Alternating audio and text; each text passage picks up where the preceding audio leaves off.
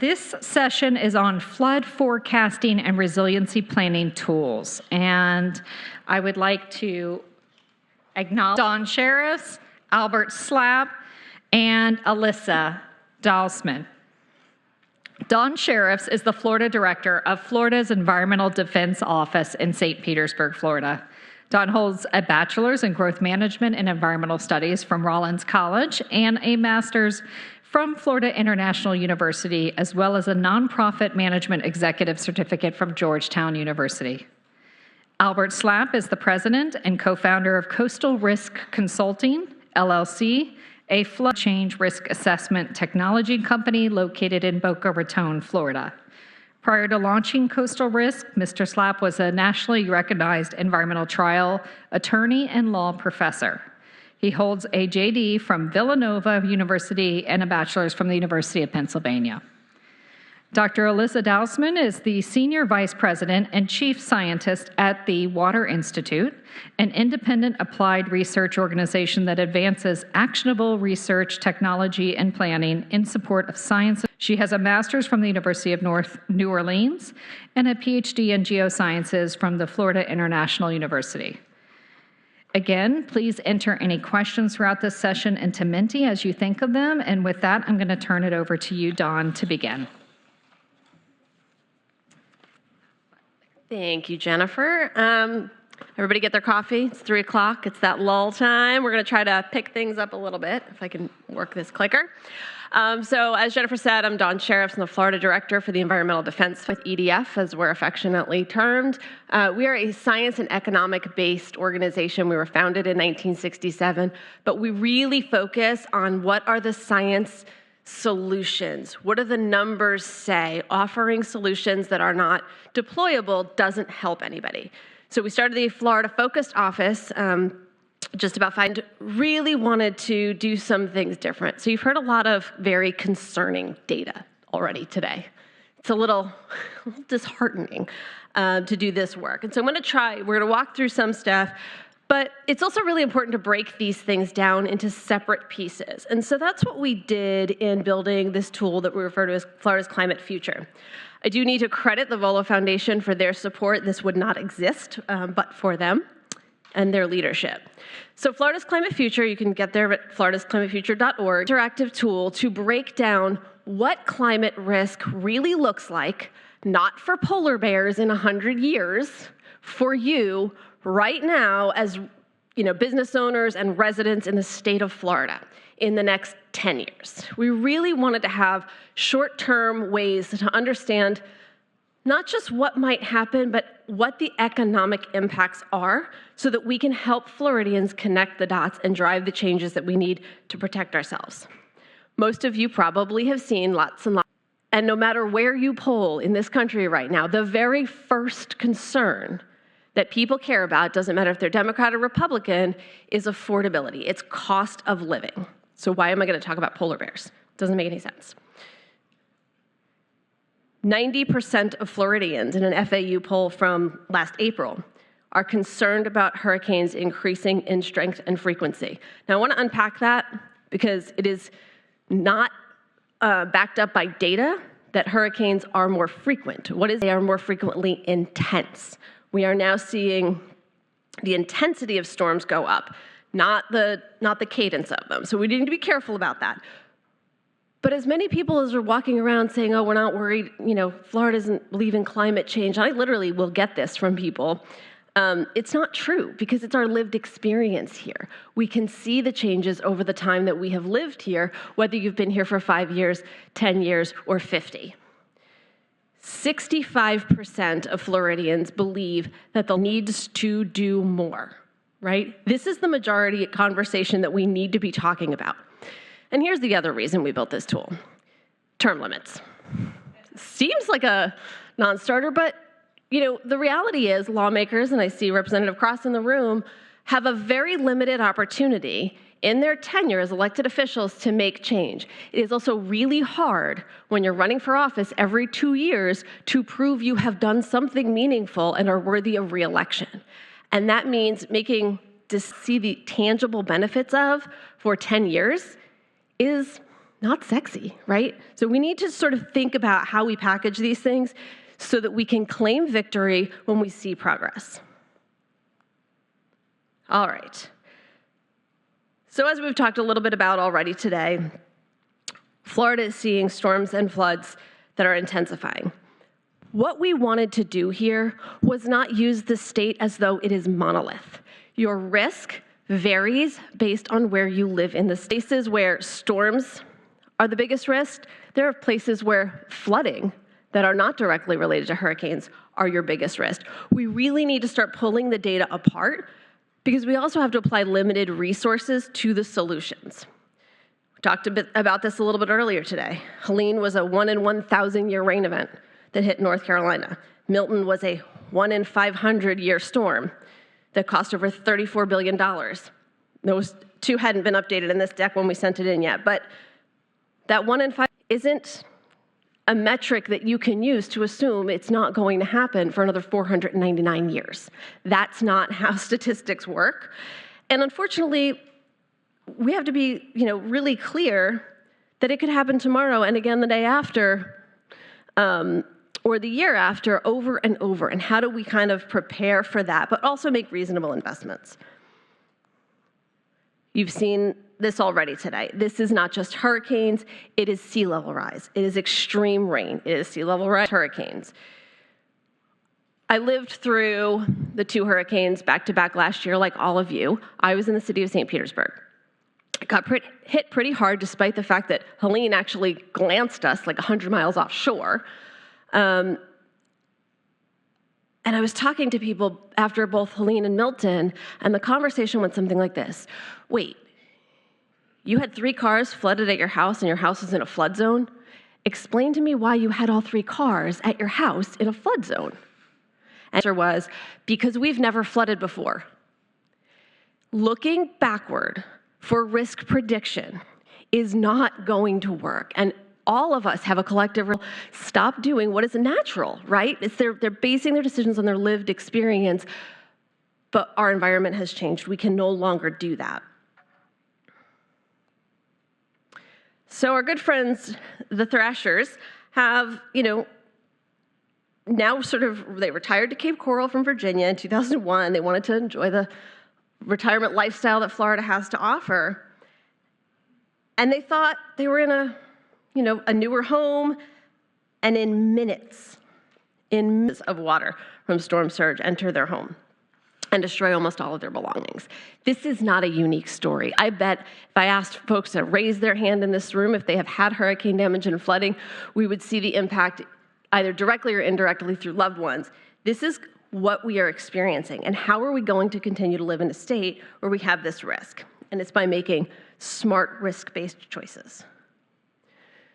So we've talked a lot about water today. Let's shift the narrative a little bit. A lot of times when we talk about, anyone happen to read about the Broward Everglades fires just about a month ago? Fires are natural in the Everglades. It's part of how the ecosystem takes care of itself. It is not, however, natural for it to happen in the middle of the rainy season, right? We have to be really thoughtful about how unusually dry conditions in the rainy season are changing things that we thought were safe. Thankfully, we were not California. This wasn't happening in a residential community. But we actually do have places across West Florida where heat is a deep concern. There's a lot of layers to this, guys. There's warming waters, which you already know make hurricanes more intense. They also kill off coral reefs, which can crash fishing ecosystems and our economy. We have the wildfires, which you mentioned, and people are actually dying because of heat and risk exposure. So we need to be really careful that we're not dismissive and only focused on water when we're talking about resilience. Harold is a worker at a, what's the word I'm looking for? Plant nursery in Homestead, Florida. He shared what it was like to work when conditions were up to 107 degrees in a recent heat wave. He said he would go to bed at night and he would still be sweating and unable to sleep because his body was retaining the heat for hours. This isn't just an agricultural problem. This is your police officers. This is all of the folks that are doing all the development need construction those types of temperatures.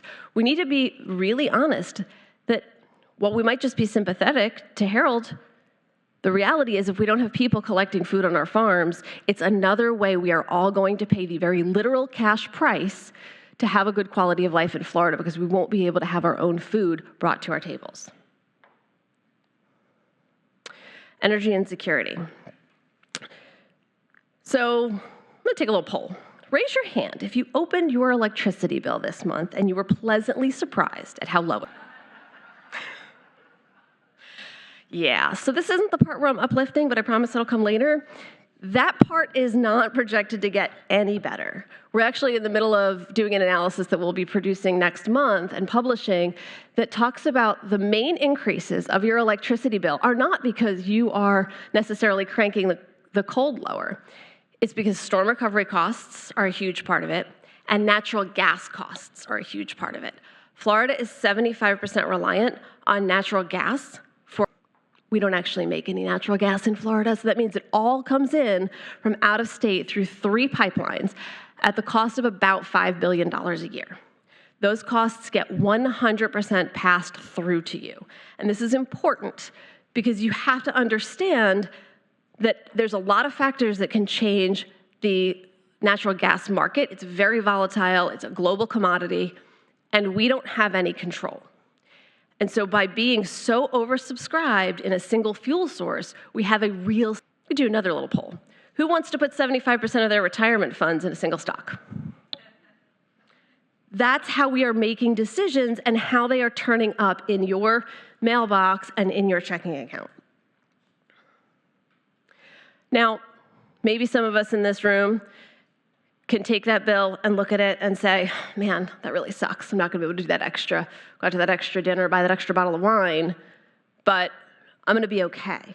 That's not true for everyone. And in fact, what the data shows us is these face the highest energy cost burden, talking about 8% of their take-home income. It's incredibly costly for them. Folks that are in low-income communities also tend to live in older housing that is not efficient. They don't have the ability to go buy the next Energy Star refrigerator or air conditioner, even though those are much more efficient than they used to be, right? Those resources are not available to some of our most at-risk communities. And some in this state don't have air conditioner. That is required if you are a landlord to have heat in the home. In Florida, you are not required to protect your tenants by having air conditioning available. This is Priscilla. I have a hard time watching this video. You can see it on the Florida Climate Future website.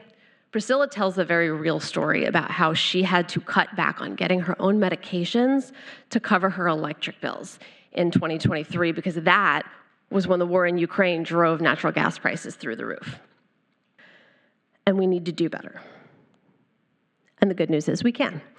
So we can't solve all the problems just based out of the state of Florida, but there really are things that we can do, key steps at the local, state, and federal level to protect our communities. But every single one of you has to be a part of making it happen. A couple things to sort of think about, just to make these really pragmatic.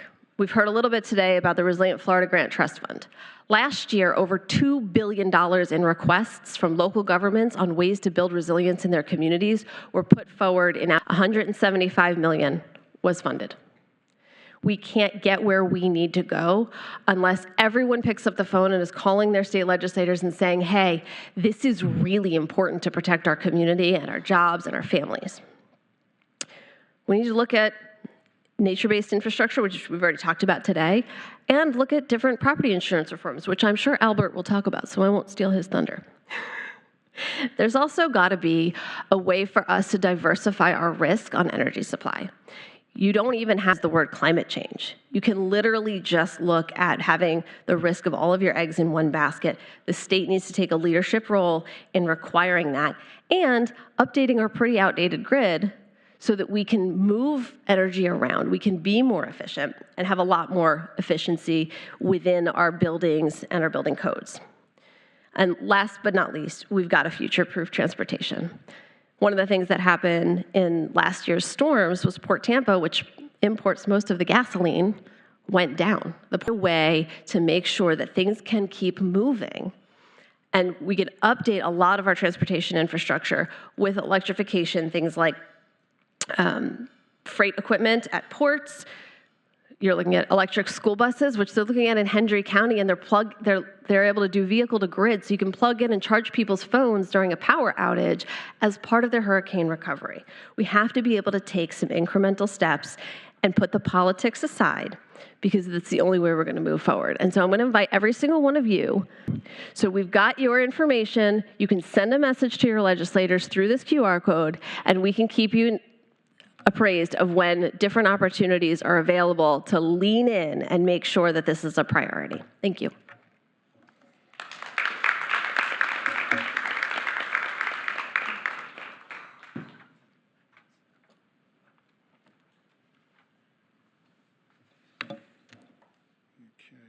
To move it forward, just click on it? Yeah, okay. Hi, everybody. My name's Albert. Jennifer said I'm the president of a company called Risk Footprint in Boca Raton, Florida. Just as a show of hands, how many of you live in a community that has actually been impacted by extreme weather? Just raise your hand. Okay, most of you. And how many of you live in a community where big buildings, supermarkets, commercial buildings, retail apartments, hospitals, whatever, have been impacted? Okay, a little bit less, but still a lot. I'm going to talk to you today about how we make the core assets in your communities safer and more resilient. Now, from the butt kicking that they've been getting from Mother Nature. We also care about the future, and we care about climate change, and we care about transition risks. But our position is that if you can't keep your building today, they may not be here by 2050. And the bad word, which another speaker used, is retreat. That's the bad word. We don't want to talk about retreat.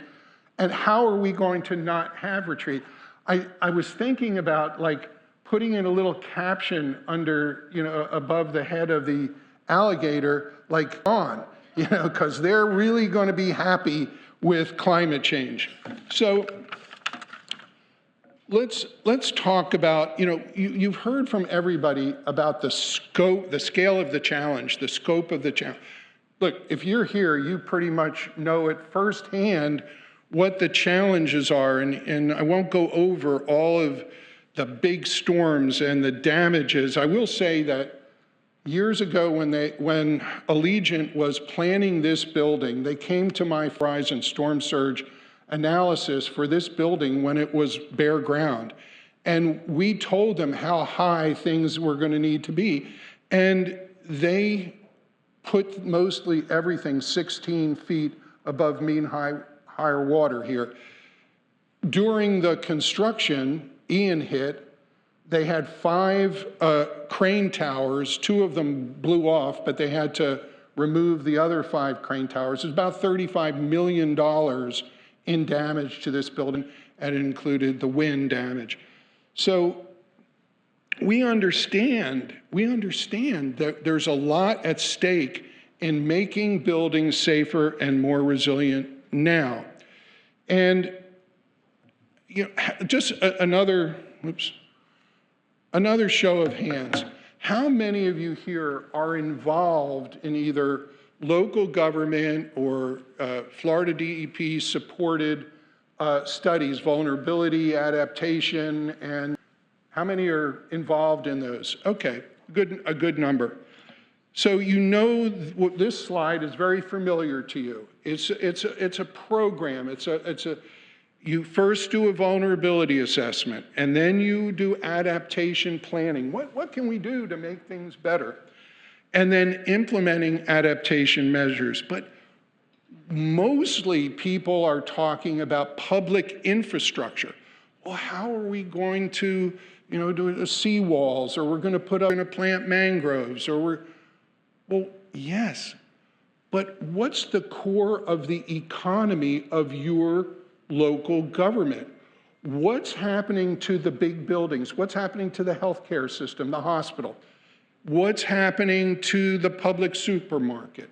What's happening to the electric grid? What's happening, if we're only concerned about public infrastructure and our idea is, well, if we do this, everything's going to be cool because everybody will be saved from the next storm. Does anybody in the room feel that public infrastructure, no matter how much money was available, which is less and less and less, is going to save everybody in your community? Is there anybody here that feels, you can raise your hand, that just by upgrading public infrastructure, we're going to save everybody from climate change and extreme weather? Okay, so not too many people believe that. So how many people understand that struggling? When I was coming in and having coffee, and I heard more than this phrase, political quagmire. I mean, I was just walking around and I hear this person's talking about a political quagmire, and that person's talking about political quagmire. Is funding an issue for, raise your hand if funding is an issue to implement these measures. I think most of you realize that funding is a big issue. So what I'm to present, we have long-term, short-term planning, funding issues abound, stormwater management, road raising, elevate water and sewer plants, electric grid, seawalls, dune management. But what about some short-term fixes? Here's an idea. The idea is everybody goes back to their town, and you're in a stakeholder group. You're all, in some stakeholder group or another. You go back to your local government, you say, are important buildings, public, private, healthcare, if there's another Ian, what do we need to have functioning in 2 or 3 days so that we can go about our business? Well, what are they? What are these 20 buildings? So, Ian, public supermarket, crushed. Fire stations, look at these, firefighters. The high school shelters, are our high school shelters in a good place or not? Assisted living facilities and retirement homes, are they safe? So if you went back and you said, yeah, we've got to do mangroves, and we've got to do seawalls, and we've got to elevate roads, and we have to expand our stormwater system. But we're a small community. If you add all those things together, you're talking about $100 million. Where are we going to come up with 20 buildings that we need up and running in a few days after a storm? Can we make them safer and more resilient? And don't we have to our community and to our residents to at least put the money that we can into the 20 most important buildings? And now you say, well, how do we do that? What's the methodology? How would we go about doing that? Some buildings are public, some are private, maybe nonprofit, maybe it's a healthcare, a hospital. So less than a year ago, a group called the American Society for Testing and Material came out with a new standard called the Property Resilience Assessment Standard. And it's a 3-step process, very much like the Florida DEP process: vulnerability, adaptation, and implementation. It's identification of the hazard, determination of the risk, because we heard some talk this morning about tolerance of risk or risk appetite, and then identify the resilience measures. But this is applicable to, it's not single-family homes. We're not talking about townhomes and where people live. We're talking about the bigger buildings that you need because you've got to get baby formula, you've got to get diapers, you've got to take mom to the doctor because she's feeling ill. What are the main buildings that are necessary for your community to bounce back quickly? So the ASTM, which standards for everything from ladies' hair dryers to nuclear power plants now has a standard for resilience called the Property Resilience Assessment Standard. So the stage 1 is hazard screening, just like our vulnerability studies, but it's not just floods. It could be flood, it could be wind, it could be landslides, it could be many other things that could be affecting your community. But you want to do that for each building. We don't want your community. Pick the 20 most important buildings and focus on them. So this is a Southwest Florida hospital. Not going to tell you which one. And you can see that the street is there, then there's the drive-through, and there's the emergency room in the back there with a little covering on the outside, an awning. It's all at ground level. So here's what the model shows. It shows that it's okay for a Cat 1, but it's going to have substantial flooding in a Cat 3 and certainly devastation in a Cat 5. So, well, that's exposure. But for buildings, and we're talking about 20 specific buildings, exposure is different than vulnerability. What do I mean by that? What I mean by that is that each building has a different elevation. Just because it's exposed 1 or a Cat 3 or a 100-year flood or a 500-year flood doesn't mean that's getting in the building. You have to understand how high the building is off the ground. So you want to look at where the openings to the building are, and you can determine from that by overlaying the modeling on the elevation of the building how much water or how fast the wind is going to be for that particular building. Then the what's the exposure and what's the vulnerability? In your decision-making process, because we're like, we're sort of doing like an exercise here in decision-making. If the owners of the 20 buildings have to first know what their exposure is, then what their vulnerability is, and they go, so what? What does this mean to me? And you heard, and some of you are familiar with hazard mitigation model. We use the FEMA HAZAS model on an individual building level to determine the percent of damage loss and restoration time for different event scenarios. So you can see here, this was an apartment building that was impacted by Hurricane Harvey down in Houston. But you can see in the left-hand column different flood types of fluvial or riverine, 100-year, 500-year, pluvial, 100-year, 500-year, and FEMA, and then the count level, the percent of damage, and the restoration days. This is the so what. Now the owners of the building know the what, the exposure, the vulnerability based on the elevation of their building, and the potential damage, loss, and restoration days. And now they still can't make up their minds. They can't make up their minds because they don't know the benefit cost. And some of you are familiar with, with the term ROI, return on investment.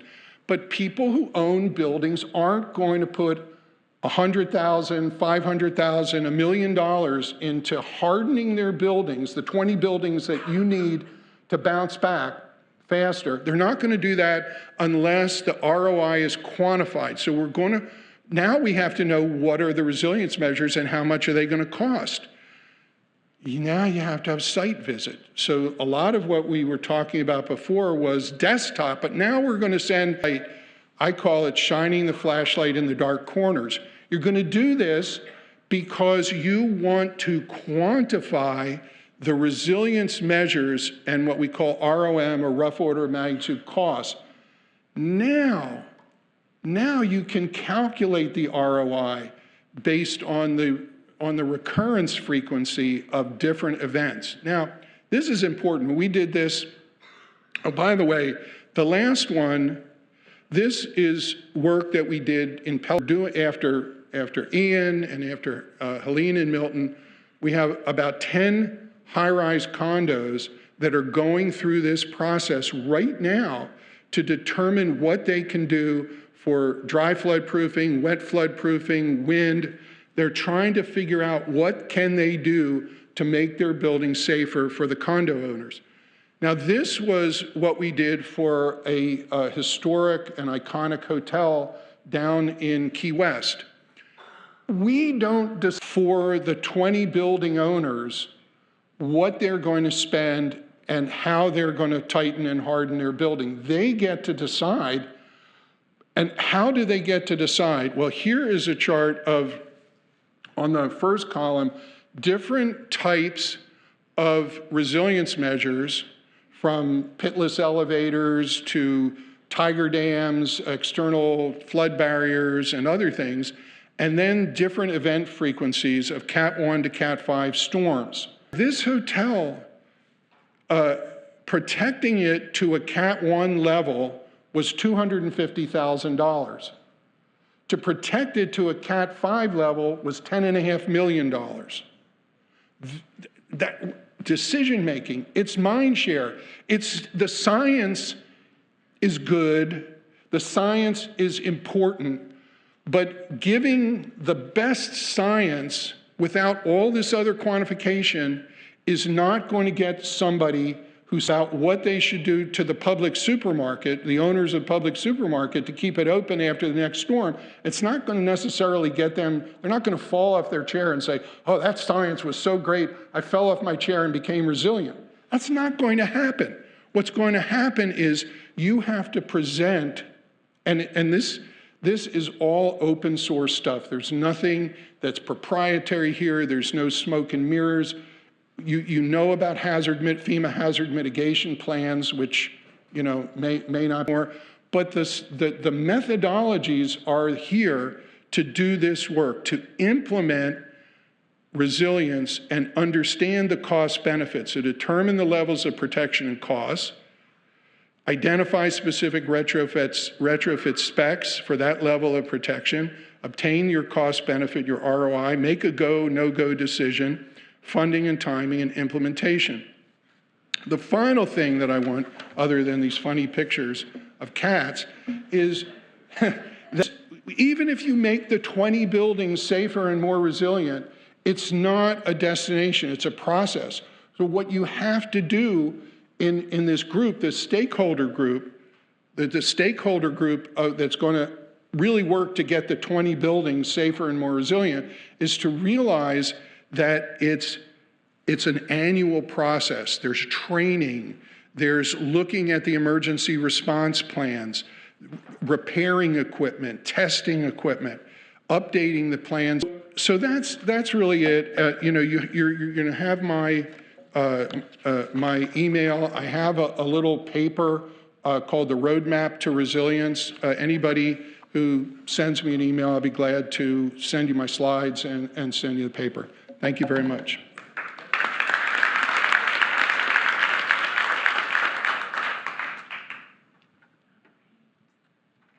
They're doing it. Okay, good. That's all I needed to know. Hi, thanks.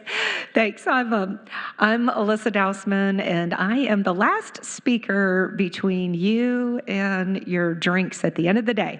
So hopefully I will be as entertaining as possible. So I thank you, Dawn and Albert. They could not have teed me up better because I think these talks are planned in building and planning and what we do at the Water Institute in areas that we have supported the state of Florida, but also envisioning where things could go in the future. And so I actually live in Walton County, Florida, and Soupy Dallander here on the front lives in St. Petersburg, Florida, and her name's not out here, but she'll be here tomorrow. Heidi Stiller, a lot of you may know Heidi. She just recently, we snatched her up after she left NOAA, so we're very fortunate to have her. And Institute, we're applied research nonprofit, and we do science to support decision-making, but we take a creative process. And we have a vision where we want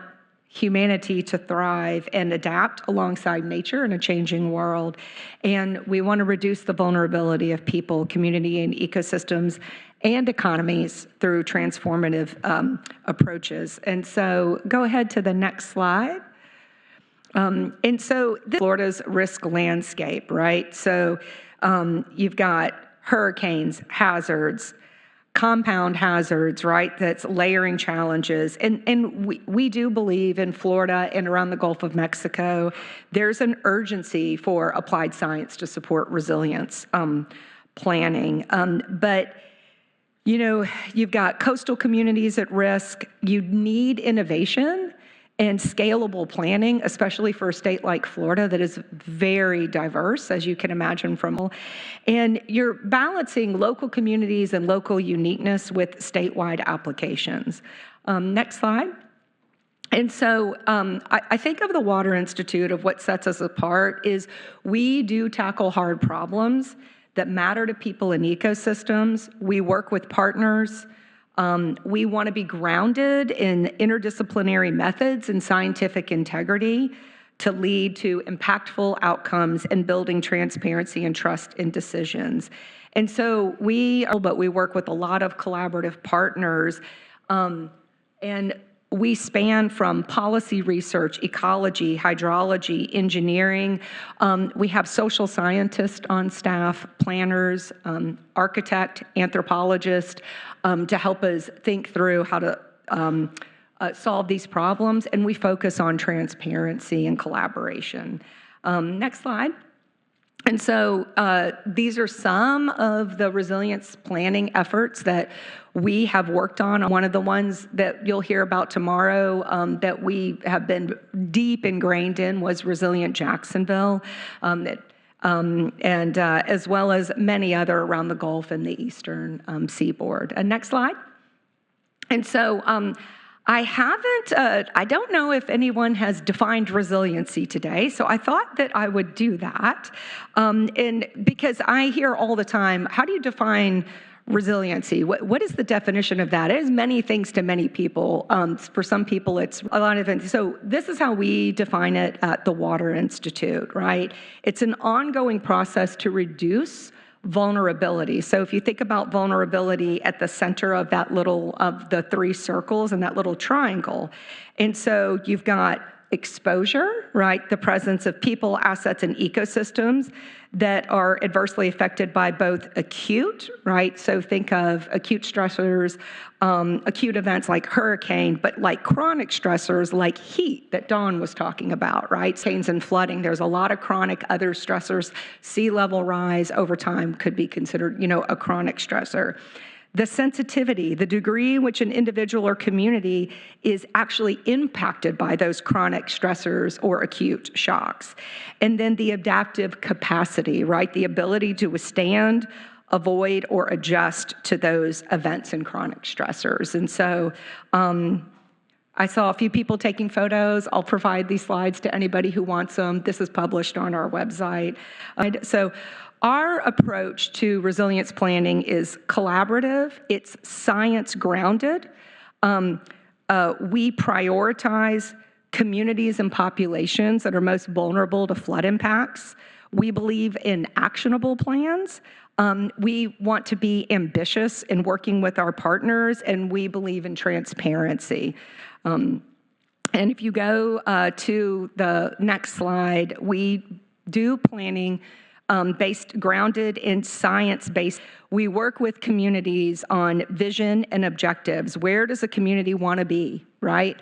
So not what we think they need, not what someone else thinks they need, but where do they want to be? And we work with both the decision makers in communities, and it could be politicians. We work with community resilience officers all the way down to the communities that are on the ground and the people on the ground. And then looking at risk and vulnerabilities, we've got a lot of quantitative people on staff. We look at data, and then looking at resilience opportunities and identifying potential actions that could be to be looked at to achieve the vision, not our vision, but the vision of the communities that we're working with, right? And then place-based strategies where different adaptation approaches and actions will be most effective. We do an alternatives analysis. And so a lot of times people will jump straight to alternatives when they're thinking about things, but we their visions and objectives before we start talking about what type of alternatives you would think about to get there, because you may be missing something that's important to people.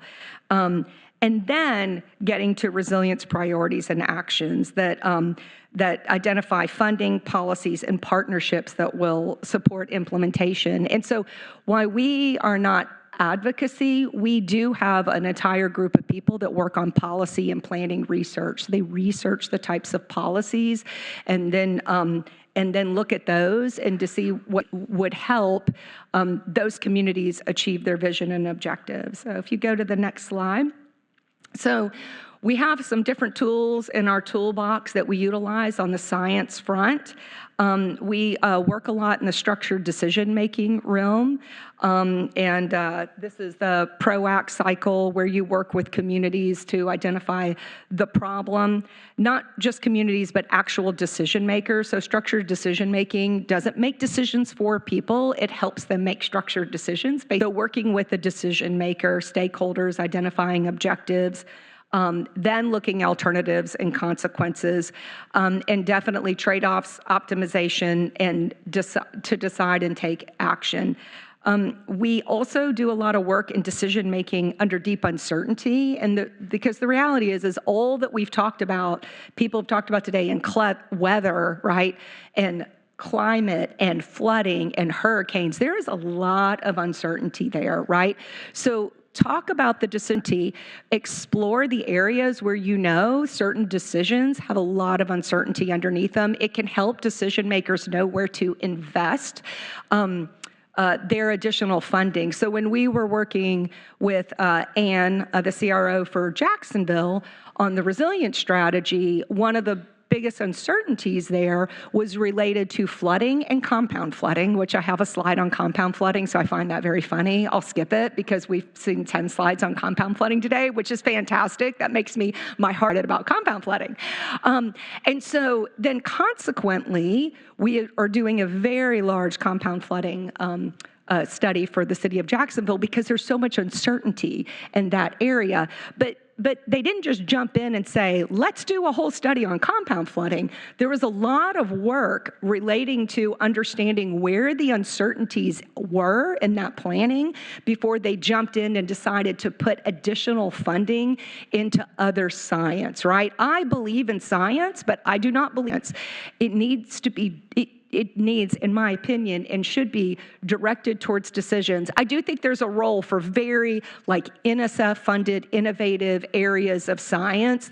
That's a very important thing for breakthroughs. But when you're talking about applied research to help decision makers, it should be directed towards the uncertainty of the decisions they have and then working with them to fund that, because as we all talked about, resources are not necessarily robust, right? And so you carefully about where they put their money. And then we have other inclusive and hybrid approaches. So if you go to the next slide, compound flooding slide, Florida is exposed to many types of flooding. So I am not going to go over compound flooding because so many people have and probably done it better than this slide. I think this came out of Resilient Jacksonville. So if you're interested, that is online and you can grab this and others. But if you want to go to the next slide, one of the things that we do, compound flooding and flood risk tools, is provide tools so that people can make decisions, right? And so this is one of the tools called Flood ID, and it's actionable flood forecasting for emergency operations in complex environments. So this was utilized by the state of Louisiana last year during hurricane season.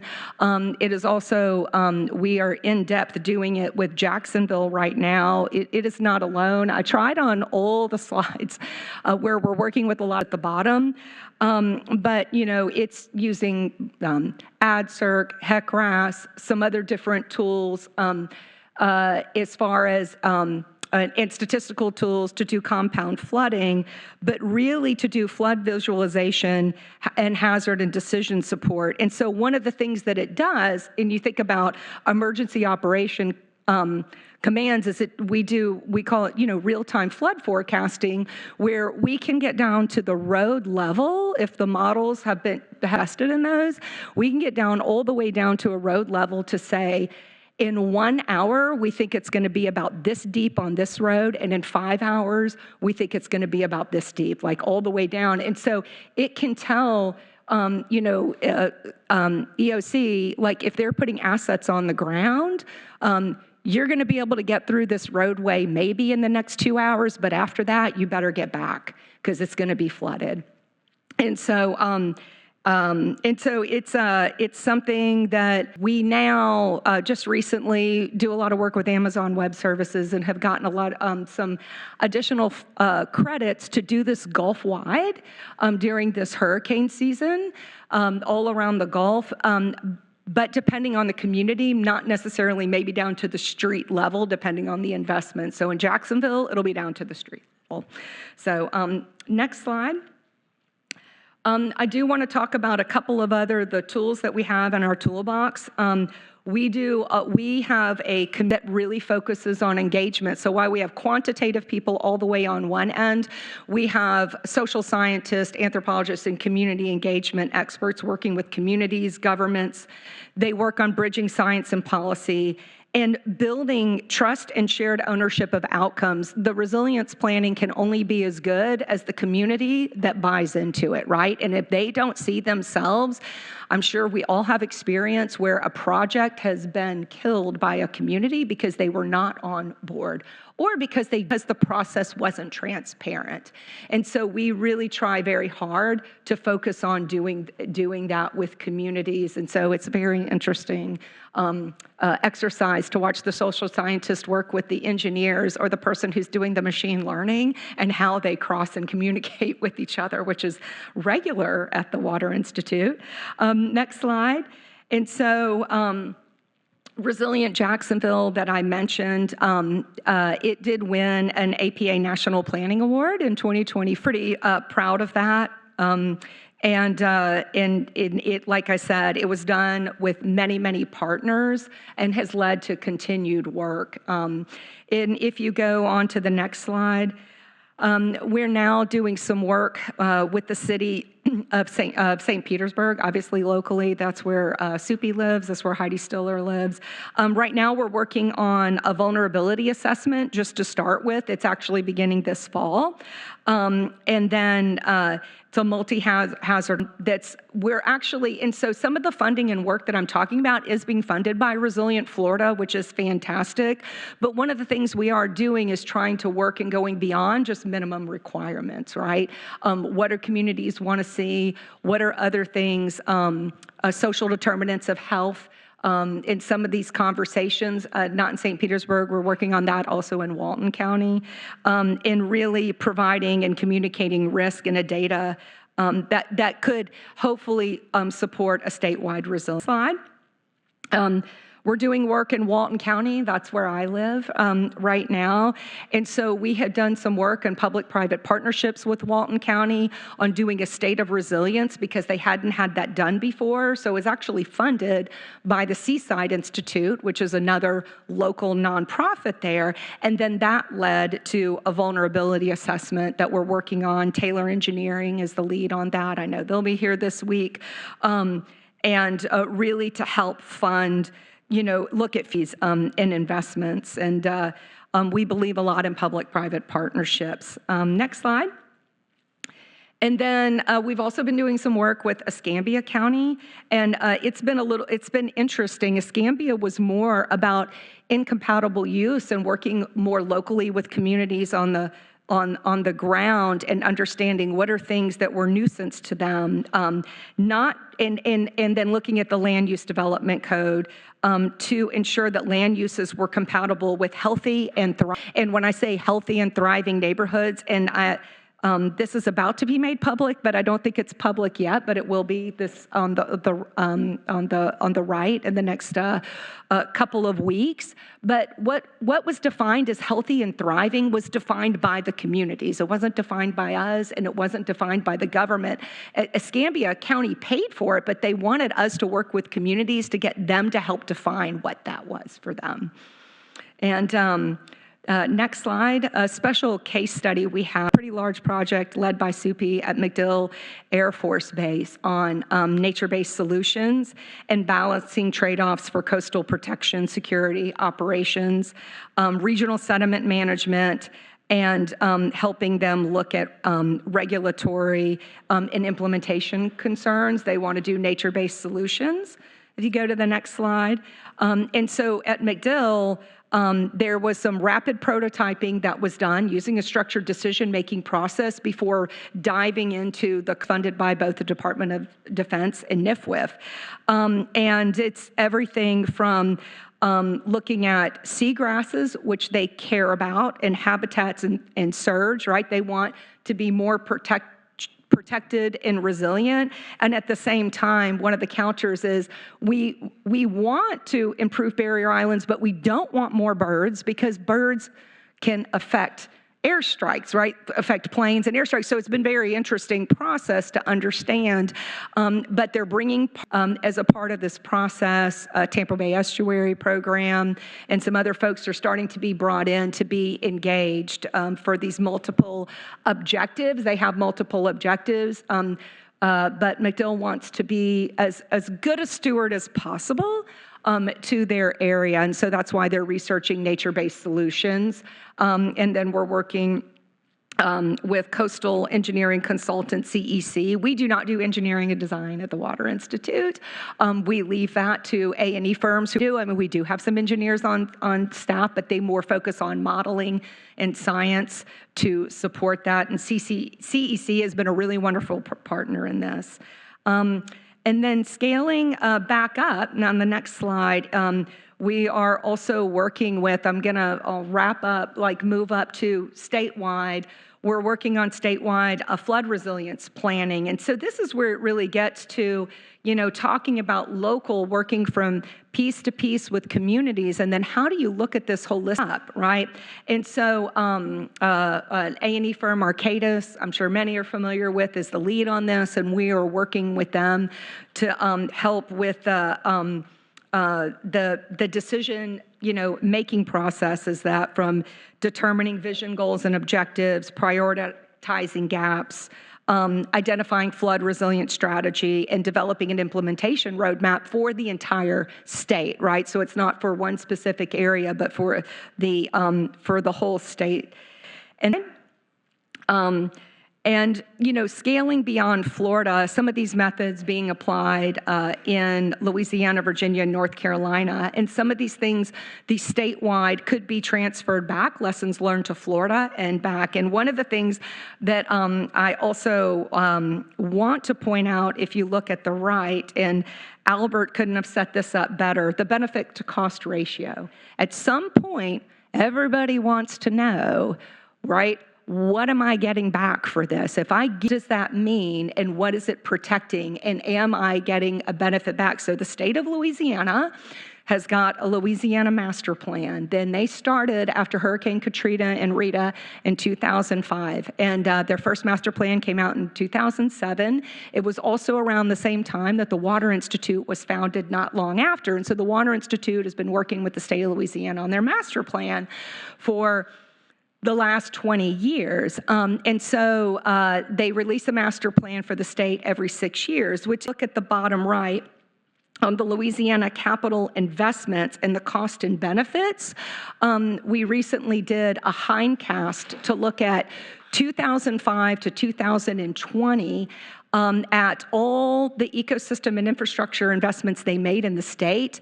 And then we took it all out and ran all the same models. And there's a risk reduction model that does economic damage that's associated with, and said, what happens if we didn't do anything? And the state of Louisiana, and what they found is that it would have saved over, that the state has saved over $68 billion by investing between 2005 and 2020, right? And so these numbers, when you can look at that statewide and make it down to dollars and cents, and then we project it out into the future. So when you get BCR at 3 to 7 and 8 to 1, you can draw funding in. You can explain to people why they should invest in infrastructure and ecosystem. This is also ecosystem restoration benefits as well that also protect. So next slide. The common threads across all these projects is their science-grounded actionable strategies. They do trust building with communities and governments. It's inclusive. There's scalable methods, and there's clear pathways to resilience implementation. And then if you'll go to the last slide, there's a lot of challenges, right, to statewide planning in Florida, but there's also a lot of opportunity. And I would say, being a Florida resident, my vision for successful statewide planning is grounded in science and decision analysis, creative modeling and quantitative methods, but robust engagement across scales, implementing community-supported solutions, and a plan that could set up the state of Florida for future implementation funding, right? I mean, there's a lot of federal funding that could be available in the future, and if you have the right planning available, you could draw that in. So, thank you.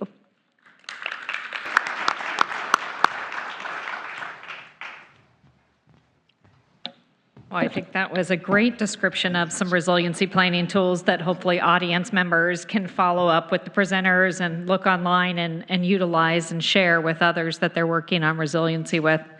We're going into minting now, so again, if you haven't entered your questions, please do so at this time, and we're going to have those displayed for our presenters. And presenters, feel free if you see a question of interest to just pick one. Otherwise, I'm happy to jump in and start throwing some your way. Sure, I'll respond to the one that calls out EDF.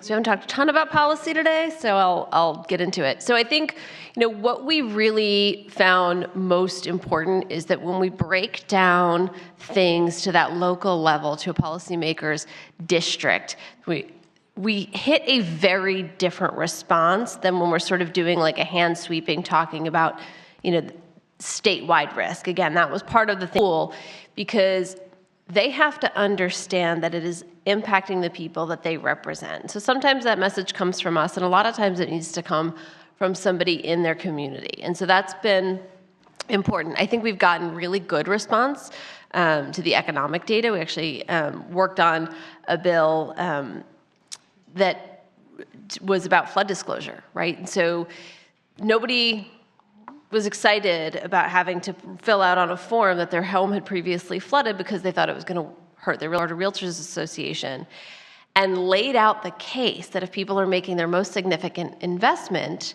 they should have transparency about risk. If there's radon, if there's lead paint, you should absolutely know if the property has a flooding history. And so we've been really successful moving those incremental things forward that actually kind of help us make good decisions and reduce risk overall. And so I think when you make it personal, you make it local, and then you provide a solution that's pragmatic, you really. So we have a question. I don't know if anyone's prepared to answer, but does residential solar actually pay for itself? So about an hour ago, I may have been looking at what my solar production on my house was, just for fun. And eventually it will have paid itself off. I can tell you that, my house is a 2-story house with a pool, and so we tend to have a lot more. It's 105 years old, so it's a little tricky, and a smaller roof because our house is set up vertically. But more than 60% of our energy use is offset. Now, I can tell you I sleep easy when I see rate cases that are going through the Public Service Commission, because I know I'm only having 40% of the risk that my next door neighbor who does not have solar is going to experience when those rate increases get approved. And maybe this is a follow-up. What percentage are compared to the 75% that comes from natural gas? Do you know offhand, or would you venture to guess? No, that's not one of the numbers I've got at the tip of my tongue. Okay, all right. Next time. Is there Florida-specific data about the relative costs of preemptive resiliency planning versus reactionary disaster response? And I do believe there is. I think even FEMA has done some assessments of like how much money is saved and why they justify now putting more money into mitigation technologies rather than just reactionary response and recovery dollars. I don't have. I don't have the exact, obviously, data in front of me, but you are correct, Jennifer. I do believe that data does exist because that's why the investments are made, because it will, if people can be more proactive and implement it, right, it will save cost on the back end. Stay tuned for tomorrow because I'm absolutely sure now thinking about it that is a slide in an upcoming presentation. So yeah, a good reason to come back to get your answer to that question. Is 13 to 1. 13 to 1. Oh, there you go. Oh, great. Well, there we go. We have the answer right now. But that's U.S. Chamber, so it's not Florida specific. Right. Okay. All right. So do any of the speakers' organizations offer training that individuals or groups can do as they bring these skills from here to their communities? We training that they're looking for, but we are community resilience center that resides within the Water Institute. I didn't spend much time on it, but they focus a lot on local capacity building with local communities. So it's almost like they call themselves like working themselves out of a job, working with local communities to build capacity, to help them be able to build up for themselves so that they don't need other people to outside experts necessarily to help them. So if anybody is interested, find me after and I will give you my card. So. And this seems somewhat related about policymakers and how do we motivate action to quickly and comprehensively address this, get our policymakers on board to help. I mean, they're not going to do what you don't ask them to do, right? And you've got to directly engage. It is not a spectator sport. That's not how democracy works. So it sounds silly to dumb it down that much, but it really is that important. It really is about making a relationship, becoming someone who is a resource to your local lawmakers and policymakers, and just maintaining the conversation of impact. Squeaky wheel really does, get the attention. I would agree with that as well. And like I said, we don't do advocacy at the Water Institute, but we make ourselves available to politicians, to others, because you're right. Like, if they don't know, hey, investing in resiliency planning can help you in these ways, or making certain investments, being available to them as experts, but also initiating to have a conversation. I typically say we don't really advocate for anything other than good science to support decision making. That is what I advocate for. But if you don't have the conversation, they're never going to know. Jennifer, can I just add to that for a moment? Some states and the IRS give tax credits when investments are made in historic buildings or buildings that have been certified as historic. And to me, one of the biggest policy areas that could be worked on by individual states and the federal government is that if there are resilience measures made now, and I don't mean just the pace, energy, energy efficiency, but barriers, hurricane-proof glass, roof tie-downs, and the same things on a larger scale with commercial, industrial, multifamily buildings, that we have to have some carrots here. There really aren't any sticks other than just the fact that buildings are getting their butt kicked by Mother Nature. But if we can create some policy initiatives for carrots where homeowners and business are incentivized to make their properties safer and more resilient, that will go a long way. All right, and this one might be related in that how do property owners and local governments locate reputable, skilled firms, groups that can do these building level risk assessments? Where would they go to look for that kind of assistance? Well, I'm not going to sit here and plug my company, but go ahead. This is from some of my slides, the idea of holistically having experts come into buildings. For example, you have a school that is supposedly the shelter in a hurricane evacuation. Does the school district really know that it's safe? What have they done? Have they had experts to go in there to see if the roof's going to blow off in 150-mile-an-hour wind? I don't think so. So it has to be a new paradigm. And the paradigm is that existing big buildings from government, school districts, healthcare, apartment buildings, factories, have to stop sitting on the fence and take it upon themselves, as this process that I was trying to outline, to say they're an important part of the community. They are a vital part of the community, economically, socially, whatever. And if they don't start this process, and there is low-hanging fruit, and I'll just say, one story of a building that we looked at in Philadelphia that when Hurricane Ida hit down here and then went up to Philadelphia, like what Helene did, and it brought the Schuylkill River, I'm a Philadelphia natively, it brought it up and dumped it into this underground parking garage of a very new tone. Well, they had plans on something like this, and they put pumps in the underground parking garage. Except for one thing, the circuit breakers were at the FEMA height, and it went like 3 feet above the FEMA height, killed the circuit breakers, the pumps didn't work, and then the lobby flooded. So, we have to, we really have to think this through and make them better, and then we won't have as many problems. Pace of sea level rise in Southwest Florida, what role can lawmakers play in reframing managed retreat, not as a loss, but as a proactive investment in community resilience? So, perhaps like buying up flooded properties where people don't necessarily want to even rebuild, but need to recoup their investment in that property. What are the options for homeowners other than to rebuild in those flood-prone places?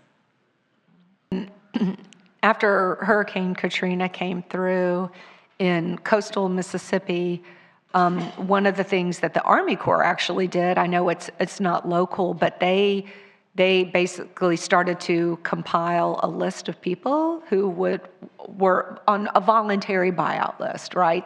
Nobody's taking your home, but there were people who didn't want to live there anymore, and they didn't want to be in the coast, and they wanted to move, but nobody wanted to buy their property. Mm-hmm. And so the Army Corps, such that if future funding came, they would have people who were interested in selling. And so I think there's an opportunity to have conversations there where you're giving people the opportunity or the option to potentially move if they want to. Yeah, I think we're getting there where some areas are experiencing now repetitive losses. And so people are trying to figure out, if I do rebuild, how do I rebuild? And if I don't want to, what am I? It's a long, difficult process from people I've known who have been flooded out and displaced for 2 years at a time while their house is being rebuilt, going through the insurance process and whatnot. It's a big ordeal. I would just add to that what we've seen here from the scientists, when you look at the modeling of sea level rise and compound flooding out into the future, there's millions of people affected. The idea of repetitive loss, NFIP homes, and especially people of lower economic means is makes sense. But to think about buyouts of the scale that is represented by what the scientists have shown you today is very unrealistic. Who is going to pay for that? So, you know, you have to triage, you have to think about this problem of rural, suburban. There is no possible way of managed retreat of urban areas, and if they have enough money that some cities do, they're going to raise everything up. They're going to raise the streets. Miami Beach are already raising roads and putting pumps in and enlarging their stormwater systems. So, you know, like let's just take Miami and Miami Beach. They look very different today than they looked 25 years ago. They're not going to look anything like they do today. And we can't even perhaps, you know, at least in our imaginations, envision what they're going to look like. But not every community has the billions and billions of dollars of tax ratables that these bigger cities have that will be able to afford adaptation. So you know, when we talk about managed retreat, we have to understand we're talking about an extremely narrow slice of the pie, which is right now repetitive of lower to middle income people under NFIP, and that's about it, because it's not realistic to think about it in any other way. Well, unfortunately, we're at time. There's a lot of good questions, and I encourage all of you that emails of our presenters are in the full bios that are posted online. And I just want to thank our presenters. And as we go into our closing comments, thank you so much. Thank you so much.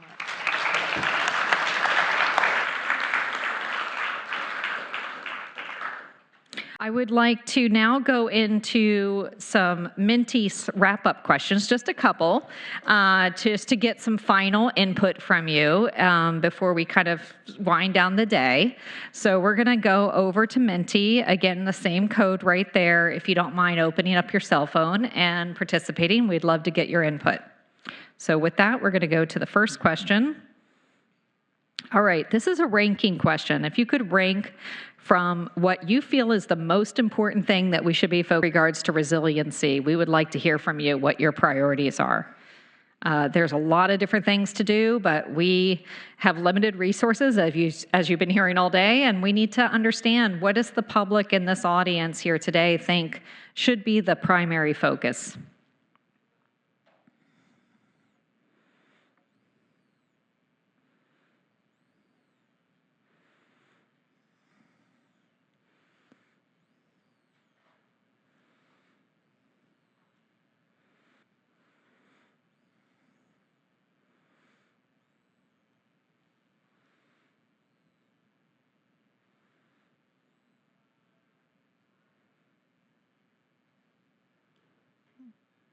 All right, it looks like we're leveling out here. So number 1 is increasing floodwater, stormwater storage. Number 2 is updating codes to increase building standards. Number 3 is upgrading wastewater plants. Number 4 is elevating roads and bridges. And number 5 is replacing septics with sewer. Not that all of those are interesting to see kind of what the priorities are of the general feeling of the audience. And with that, we're going to go into the second and last Minty question in closing, and this is a word cloud. We just ask you in a word or two, what is the most important element that you believe is necessary to building community resilience? So just if you can give us in a word or two, a phrase, what you think that should be. The code is 234427, the screen, if you're looking for the code. Oh, are we not on this question? Oh, if we could advance the Minty then.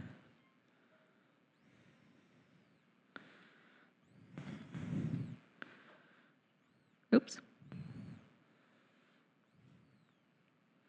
Might have had a little Wi-Fi interruption, which does affect our connectivity to Minty. So if you just give it a second, we should be back here in just a minute.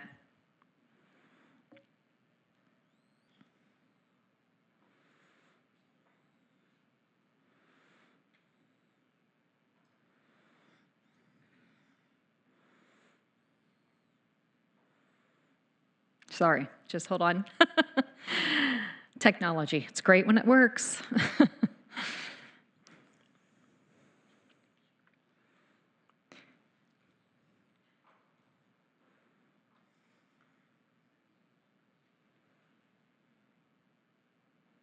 All right, thank you for your patience. We're almost there.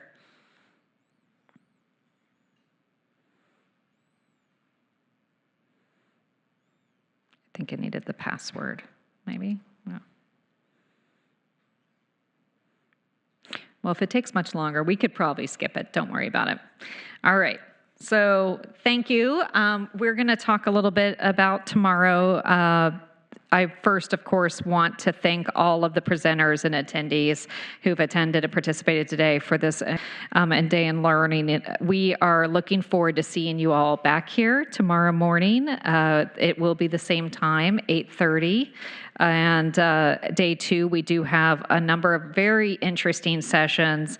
Resiliency lessons learned from recent hurricanes. Basically, we have communities like the city of Sanibel who have been very innovative in doing nature-based solutions out on a barrier island that have been tested by multiple hurricanes. So they can tell us firsthand what has worked, what maybe hasn't worked as we potentially could glean from their experiences in planning how we proceed with our own communities. I think it's going to be fascinating. And then also new community resiliency initiatives in the region. So you want to get up to speed with what all the counties in Southwest Florida, Central and Southwest Florida are working on, what they're doing. We're going to have a quick recap of some of the highlights from each of those counties as to what they're doing. It's a day of presentations, a morning of presentations that are not to be missed. So we hope that you have a wonderful evening, and we look forward to seeing you then. Thank you.